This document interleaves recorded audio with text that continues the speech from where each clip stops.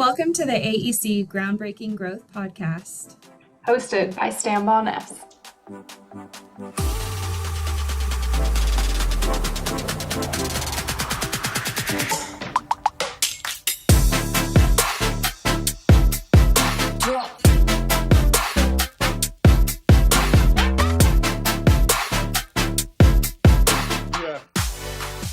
Welcome back to Groundbreaking Growth, where we dive into stories, trends, and strategies of next-generation leaders in the AEC industry.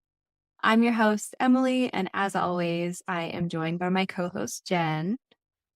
Today, we are talking about navigating career decisions, finding alignment with company culture, and leveraging strategic tools for success in the industry. Our guest, Rachel, has a fascinating journey that blends years of experience, business expertise, and a passion for firm management. And Jen, I will turn it over to you to introduce Rachel. Perfect. Thank you, Emily. I'm so excited to introduce Rachel Gresham, who is currently the Senior Director of Professional Practice Programs at AIA. Her focus is really on initiatives that empower firms to create better cultures, foster business prosperity, and really then enhance project management processes. Rachel has over a decade in the industry, has her MBA, and has honed that business acumen and developed a unique strategy for navigating her own career challenges and opportunities. So, Rachel, we're really excited to have you on the podcast today. Thanks, Jennifer and Emily, for having me. I'm very excited to be here. Great. Well, would love to start out with your journey. If you can go into a little bit of how you got into the industry and what has led you to your current role today at AIA. Great. I can do that. I think like probably most of your listeners early on in my childhood, I was very interested in art and was also good at math. So that was one of those facts that led me to the architecture industry. I graduated from Virginia Tech Architecture School. And then I immediately went into practicing at a multifamily architecture firm of about 10 to 12 people. Mm-hmm. After that, I went to a firm that practiced K through pretty much everything except healthcare. It was ilk and got to do some higher ed. I did a parking garage while I was there and a few other project types. And then sadly, I was laid off from that company about 18 months after I started. Of course, people always reminisce back on those moments saying, oh, what a great time to really get a career together. So after that, I ended up moving to Nashville, Tennessee, where I practiced at a firm that I still love and support. And I practiced there for about 7 years. So I think what was special about my career was being able to experience 3 different work cultures and business models very early on in my career, which is something that not everyone is able to experience so quickly. I was at 3 different firms in the first 3 years of my career. And I found that I loved practicing architecture. I loved design. I loved the daily aspects of what it's like to practice architecture. But the things that were challenging to me and the things I was frustrated with really had to do with the business side of things, the cultural side of things. And it wasn't firm specific. It was everywhere. So back in 2019, after I got my license in 2018, and in 2019, of course, I was like, well, my license is done. Now what? Of course, Need something else to learn. That's how I felt. Yeah, I need another way to torture myself. Let's see what we can do. I was getting really interested in this neuroscience for architecture field that's emerging. And I ran into the dean of Virginia Tech's architecture school at the time at an AIA national conference, actually. And I just very, very passively mentioned, Virginia Tech's a research institution. Maybe we should be leaning into this new neuroscience field in the architecture school. And he said, great, give me your business card. And then a few weeks later, I'm getting a phone call from one of my former professors asking me if I was looking for a PhD candidacy. And I was like, whoa, wait a minute. I just said that this was cool and we should be doing it. But I listened to what he had to say and I went from 0 to maybe I should go back to school in a matter of 30 minutes. So that instance really got me thinking about, okay, what would it look like for me to go back to school for something? Do I want to take my career in a different trajectory? Do I want to climb this very linear ladder that's available to me now? Or do I want to enhance my skill set and the things I'm passionate about in a specific way? So after a couple of conversations about that with my mentors, one of them had an MBA and one of them wished they had an MBA. And so we sort of chewed on it for a little while and realized I had a sort of fork in the road here.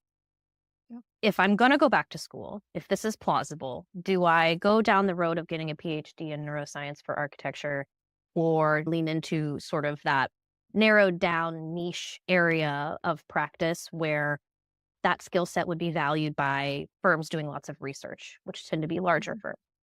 Or do I go down this servant leadership path, which I'm also super passionate about through my work with ACE mentors and volunteering for AIA committees? Do I lean into that where an MBA would be more valuable? It would put me on a track that's quite a bit broader and would lead to firm management types of roles. So every day I voted after talking with them. I had a little sticky on my desk and I would go through a day and I would vote. Do I feel like PhD is the right way or do I feel like business is the right way? And very quickly, the answer became super clear. So after it became clear that a master's of business was the right avenue in my heart, I started looking into programs. And I wanted to go to the best program that I could afford. Part of that decision was I want to go to a reputable school, but it doesn't have to be so reputable. Like, I'm not going to go work on Wall Street after this, right? Take on need a ton of debt for XYZ reason. Exactly. I don't need a Harvard MBA if I'm going to continue to stay in the architecture industry. I felt like an MBA is often seen as a degree where you can completely jump ship and change your entire career overnight. But that's not really what I thought was right for me. I invested so much time and so much energy into being an architect that it's not something I wanted to set aside. So I ended up going to Belmont University here in Nashville, Tennessee, and it was supposed to be an in-person program, but I started a few months after the world shut down in 2020. Part of that strategy was making sure that I was lined up for job roles where I could pay off that debt very quickly, and I did. So that was an important part of the decision. After I finished my degree, I took a breath for a little while because I continued to work full time while I was getting that degree. So the burnout was very, very real. I knew that the self-sacrifices that went along with that were going to be very intense, and they absolutely were. It was the hardest thing I've ever done. And honestly, COVID probably helped because I didn't feel like I was missing out on much on Friday nights when I had to do homework. But I took an opportunity to think very strategically about what my next steps were. And I know you guys are curious to hear about what my tactics and tools were for that. But ultimately, after I did that thinking, I got a call from a trusted mentor and said, I have the perfect role for you. It's at the AIA national component where your skill set as an architect with 10 years of experience folds together very well with your new business expertise and your master's degree. So ultimately, that is what led me to be here at AIA, where I am today, and I get to inject business acumen into the profession and help other architects run great businesses. So that's the long and short. I feel like your story and your journey, there are so many pieces to it. I mean, while it's very specific to you and your expertise, there's pieces of it that I think a lot of next generation leaders can relate to. A lot of people our age can relate to when you're several years into your career and you're faced with a crossroads and you're trying to figure out the next step, what you want to do. Probably have experienced burnout at some point. And like you mentioned, you've had to make several decisions within your journey. Can you walk us through your decision-making process and maybe offer some advice to people that are at a similar crossroads in their career? Absolutely. So after I finished my degree, there was definitely my master's degree. There was definitely a point of recovery, and that was in 2022. Because of what I had been through, I wanted to take a step back and not really jump into anything immediately. I needed to rest. But one of the things that I thought was important to do during that rest period and at the turn of 2022 to 2023, I thought, why not use some of the skills I learned in business school for strategic planning to write a strategic plan for myself and pretend that I'm a business. I love the term kitchen cabinet. So I'm the CEO of me, and then I have my kitchen cabinet. And that includes friends and professional colleagues that are super supportive. So I thought, why don't I start this? So January 1st of 2023, I sat down with my little coffee and some dotted paper, And I started to use that skill of strategic planning that I had learned in business school to write one for myself. And the first thing I did, which is the first few things you do in any strategic plan for a business, is write your core values and your mission and vision statement. So I identified my core values. I have 6 of them. Mhm. They are integrity, compassion, forever a student, balance, entrepreneurship, and then culture and connection. So I'll explain a couple of these in depth. Entrepreneurship one is I believe in what's next. I like to make things, explore. Stagnation and comfort are wasteful. Change is the only constant. Try things, meet people, connect people, places, and things. And then the culture and connection value, the description behind that is I believe that human connection is the foundation of life. Art, dance, music, and culture are the best ways to connect to myself, my feelings, and the hearts and souls of others. So those are just sort of an example of the little sub descriptions I wrote for each and every one of these core values that can guide where my mission and vision statement go. So my mission statement is I exist to bring my skills, strengths, passions, and unique perspective to the world around me in a spirit of service. And my vision statement is I aspire to maximize all that life has to offer, to take the lemons I've been given and always be making the best possible lemonade. Awesome. Thanks. The next step in any strategic plan is writing goals.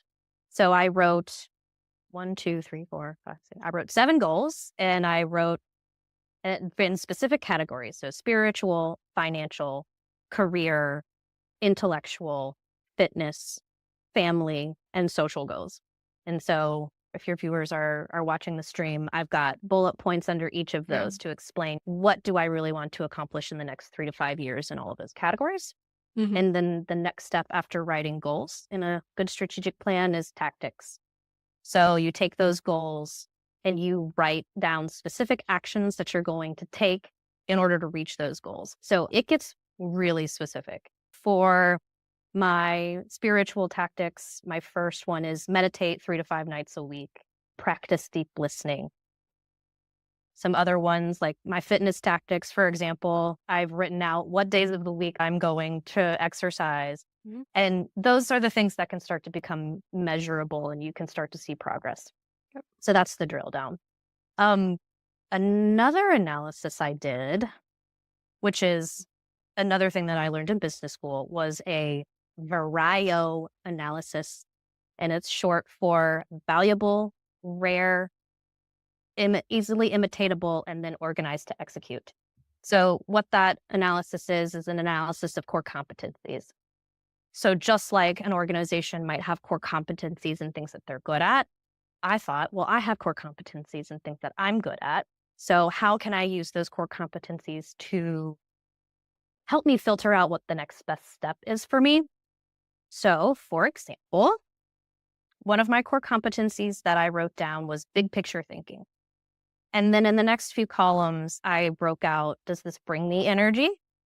Does this take away energy? And would I want this in my next role? So for big picture thinking, I put a big check mark beside brings me energy. This is something that excites me. And then do I want that in my next role? With a big ol' yes. I want the opportunity to leverage this core competency of mine in the next role that I have. And then I also put down towards the bottom what I want more experience with. So not only the existing core competencies that I have, but the core competencies that I'm looking for. And the first one I wrote is accountability for results. So that's something that I really wanted to stretch in this next role of mine. No idea if that brings or takes energy, future casting. But definitely something I wanted in my next role. Yeah. And then I also did a pros cons list when opportunities came up. But I think one of the things that I think people skip in this process is, what do you actually want? So that was a big question I wrote, and I put a question mark and an explanation point behind it. The things that I wrote there were a seat at the table, to use my education, to line up for my future, play to my strengths, and then here at the bottom I wrote, pay off my loans. That included big picture things, but also very practical things. And this plan I was reviewing this before we got on the line, y'all. There's so much science behind when you write these things down, your probability of reaching these goals grows exponentially if you write it all down. I was reflecting back on this and these core values, and I had a little moment of pride. I was like, you know what? I really have stuck to this plan and I've grown into it, and it feels really good. But it took me all day, but Yeah. Well, it's amazing to hear you explain the process because it seems like you are a very self-aware person, right? When you think about your core competencies, what you're really good at. But I'm sure it took you time to learn that about yourself, right? What are you good at? What is the value you add? What brings you energy or what pulls you down? I felt this way when I started a similar journey. How do I figure out what I'm actually good at? And that can be talking to a mentor, right? Talking to a trusted advisor, someone that you've done a lot of work with and what they see in you. There's several tools out there that you can leverage to help you learn about yourself, but it's a journey. Like Rachel, you just said you sat down and got this done in a day. It may take you 6 months to really refine what you're absolutely. thinking about for yourself. And it can mold and change. And I'm sure those goals come up in different priorities at times in your life, right?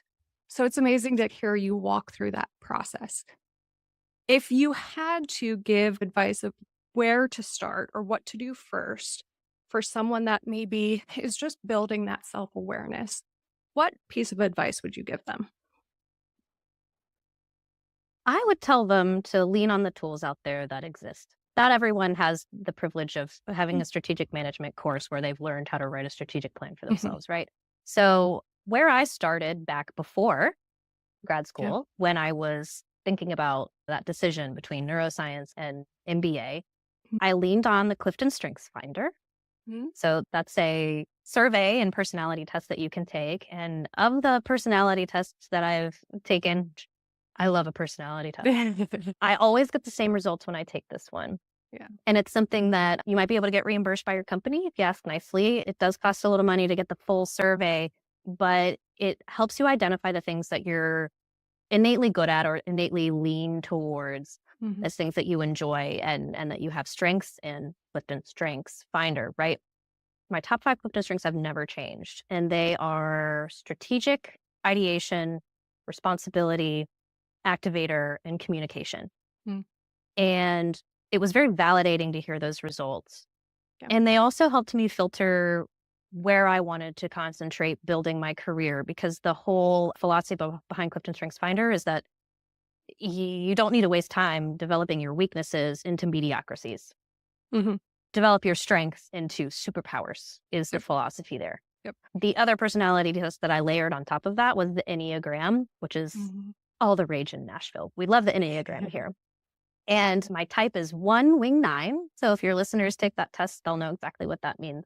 But what I love about the Enneagram is that it's a personality test based on the fact that you're not the same person all the time, and that you grow into different personality traits at certain times, and you exhibit different personality traits when you're stressed out or in an unhealthy state. And the personality type that I am in the Enneagram is the advocate, the go-getter, the champion for the underdog. And there's tons of other traits that go along with this personality type. And when I started to think about the Clifton Strengths Finder and the Enneagram together, it started to give me a really good sense of what direction should I take in my personal and professional life to lean on these things about myself that, a test says that I'm good at them. Well, let me take that with a grain of salt and take what feels true for me and then apply that. So Clifton Strengths Finder was actually a big part of helping me decide between neuroscience and business as well.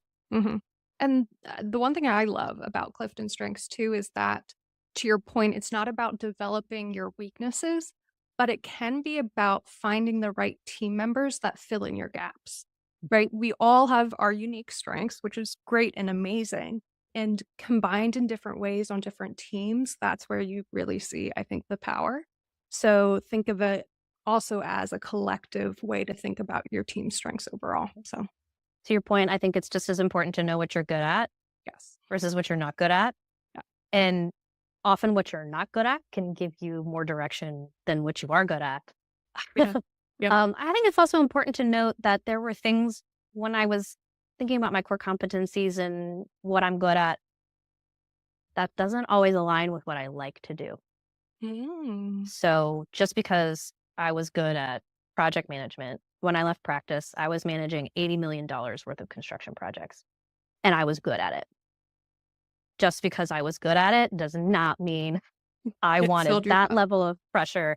It took energy away from Yeah. me. Now, granted, looking back on that, I do a lot of project management now, but it gives me energy because it's manifesting differently. It's manifesting in a role that has different expectations, that's different content. It's just a caveat that I would throw out there as something I've learned in the last 18 months being here at AIA. Yeah. I think that's a great point. And oftentimes the culture that you're sitting in, right, that manifestation, what you're doing depends on that culture you're sitting in. I know when you did your master's, your thesis was focused on those organizational structures and the culture that comes along with that.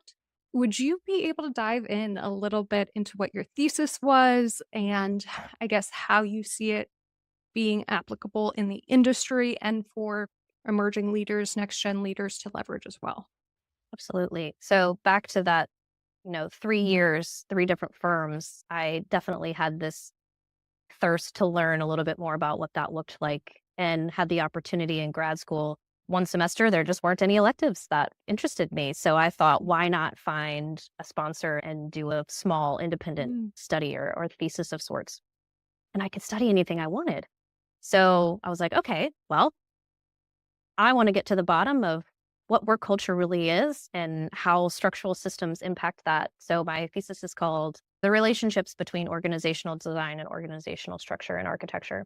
And if anyone is a super nerd about this stuff, you can find the whole study on my website. But I wanted to not only research sort of the foundational knowledge that had been created many, many years ago when the prevalence of the structures we see today were born, but how they manifest in architecture firms. So I interviewed several architecture firms ranging from very small business owners to CEOs of multinational companies. Can't tell you who they are, but I got the full gamut. I got every time zone. I got every firm size. It was really great. And you can see the results in the study. But one of the researchers that I studied, his name is Fons Trompeniers, and I call him T-Dog affectionately. Yeah. That's a long one So to get off the tongue, I feel like. It's a rough name. But I talk about him and I also talk about Charles Handy a lot. They're the two frameworks and researchers that I resonate with the most.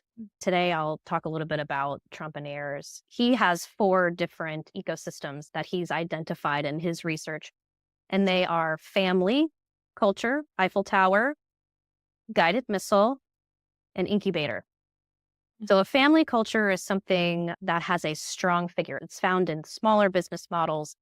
It's usually a culture that has a father figure or a mother figure that is running the business, that all of the decisions really go through this person. An Eiffel Tower culture is very hierarchical. So if you picture the Eiffel Tower and how it's large at the bottom and skinny at the top, each level builds onto the next one. Very hierarchical. A guided missile culture, which I think the AEC industry can really relate to, is found in mid-sized companies. And it's very problem-centered. It's made up of experts that have specialized knowledge, and it's focused on bringing those experts together in a project-based organization where you might have an expert in XYZ that plays a different role on this project than they play on that project. And then an incubator culture is process-oriented, creative. It's organized in an ad hoc fashion based on what the business needs are and what the clients are asking for. So you'll find all of these in architecture, and you'll find them to varying degrees. So it's not going to be a distinct culture manifesting very discreetly in one firm or another. What I found in the radar diagrams in my research, you'll see in like a mid-sized firm, for example, it'll exhibit traits of Eiffel Tower, and it also will exhibit traits of guided missile. So what's important to know about how these ecosystems manifest is that our relationship with them as human beings is predictable.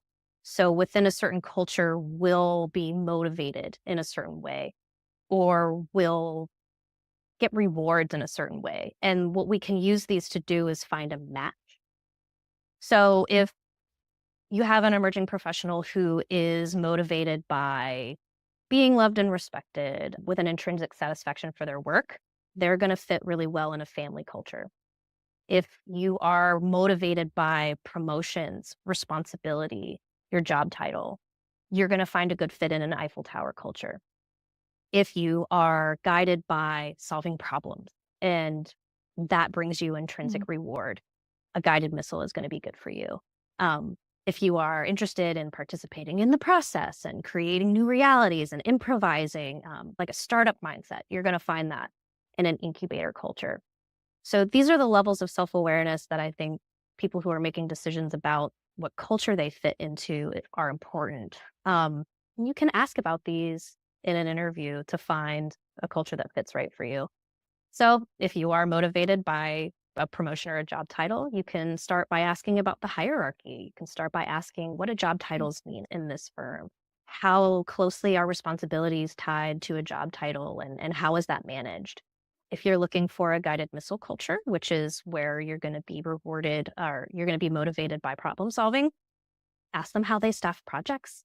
Ask them what kinds of people they're bringing together, how those projects are led. I'll use an anecdote for myself as an example. After doing this research, carry this knowledge with me. So when I was interviewing at AIA, it is a hierarchical culture. It's so large that sort of has to be. I knew that when I was stepping into a hierarchical type of culture, that the folks around me would likely be motivated by promotions, their job title, and the responsibilities that came along with that, which are usually fairly narrowly defined. I knew that the humans in that culture were going to interact in a certain way based on the ecosystem they exist in, and that a certain type of culture is going to come along with that. And the way that we interact with our colleagues is going to be different in a hierarchical system than it is in a more matrixed or guided missile system. So that was the goal of my master's thesis, is to really understand how that takes place in the architecture industry specifically. That's so interesting. And you talked about how that plays out in an interview. I wonder if you could share an example from your own career where asking the right questions helped you make a decision about a career move. When I was swapping from the two firms very early on in my career to where I spent 7 years, I was a little wiser. I've been at two different firms.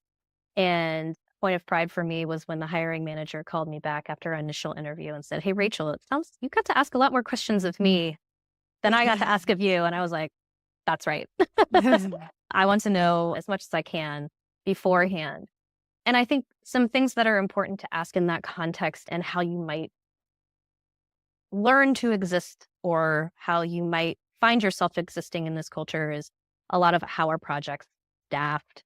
What kinds of benefits are there for families if you want to go into policies like that? What criteria exist for promotion? What types of training opportunities are there? And those questions that are going to get you, I also frame it in this way. You got to ask the question in a way that they can't skirt it easily. So rather than asking how many hours do people typically spend in the office per week, what they're not going to tell you, oh, well, there's a few people back in the studio that are on week 6 of, 70 hours a week. They're not going to tell you that. So how can you ask those questions in a way that's going to get you the information that you need? That's where I lean on questions like, how is staffing handled? When a project feels like it's getting out of control, what's the protocol for bringing it back around? Those are the types of things that you want a firm to be able to answer because they've experienced this before. They're going to have experienced this before. So how do they handle that situation? Are they hiring someone just to put out a fire right now, which is a position that you do not want to be entering a firm in? Or are they intentionally growing their firm and they need your specific skill set to plug in for a long period of time where they're investing in you and you're investing in them? So that was my adventure when changing firms for the last time. Yeah. I love your thought there on why is this role open? Is it for growth? Is it to put out a fire? Is it because someone left? Are there creative questions you can ask about a manager, the team dynamic within that smaller subgroup and culture? It definitely is tough as someone looking to make a move to find out what the culture is actually like. But I think the questions you provided are really great ones to gain a bit more insight. Obviously, you're not going to know until you're living it and breathing it. But the most, as curious as we can be in that interview process and ask those insightful questions, I think really does help. Yep. I think the thing that I wish I'd really known was this information about ecosystems. Yeah. And that the structure of the firm really does inform your human experience within it. And also you're going to experience microcultures too. So not only is a firm going to be a mix of different cultures itself, you're going to find different ways of being and existing within a system on one team to the next. Understanding the power dynamics that come with each ecosystem. They're very known. It's not made up. It's not anecdotal. The research is here to show that humans interact in a specific way in a specific system. And that knowledge is extreme power when you're looking for a place to fit in. And it allows you then to tailor your strengths and how you're motivated to fit on that team. Exactly. Right. And know what it is you need to get from it. And if it's intrinsic motivation, extrinsic, etc. And you may have to tailor that and be flexible team to team, organization to organization. That's right. That was something that I had to understand when coming to AIA is that I will exist very differently in this environment than how I existed when I was practicing. And I had to be okay with that. And I had to be willing to step into that culture and participate in it. Coming at it and saying, this isn't how it works for me. I'm coming in and not conforming. I've done that. It doesn't go well. It doesn't go well. No, it doesn't. And I'm not saying go along to get along or be a conformist, but bringing this level of knowledge that these ecosystems exist is just helpful. Yeah. Well, this conversation was packed full, I think, of great insights, tactical things to take away for our emerging leaders and next-gen leaders that are facing those challenging career struggles, especially in mid-career. You know, you can get that feeling of being left behind a little bit, right? You see your peers advancing, et cetera. Thinking about what you want out of your career, what are your values, what do you want outside of your career, can really help balance everything out. Definitely appreciate your insights, Rachel, and for joining us today. Thanks for having me. This was very fun. Yeah, thanks, Rachel, for sharing your journey and your expertise. To our listeners, if you enjoyed this episode, please be sure to share your thoughts with us and let us know if there are any other topics you'd like to hear about. And be sure to subscribe.